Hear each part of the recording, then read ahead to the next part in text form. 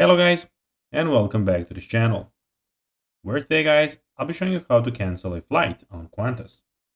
So guys, the first thing that you of course need to do is go to Google, and of course you'll have a type in qantas.com and you'll have a screen looking like this in front of you. Now you just need to go and log into your profile or register to Qantas if you haven't already done that, of course. But now guys, let's see what we actually have in front of us here. So as you can see in the top side of the screen, we have the travel guides, flight deals, plan, book, fly, and all those things. And in the middle of the screen, we have a option where you can go and book a trip.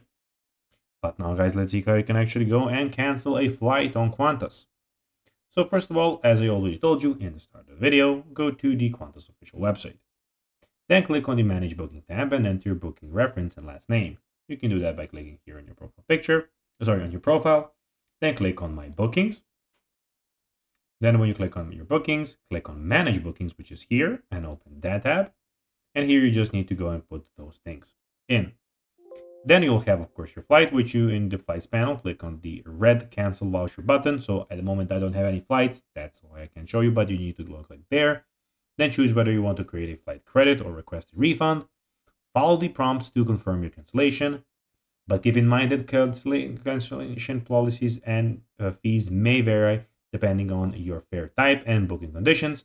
It's always a good idea to check the fare rules before proceeding. So guys, that will be everything for this video. I hope that you found this video informative and entertaining, guys. If you did, don't forget to like this video, share it, subscribe to the channel, and put the notifications on, as guys, this really helps us grow our channel. So guys, that will be everything for this video. I hope you enjoyed it, and guys, as always, I'll be seeing you in the next one. Until then, as always, bye guys.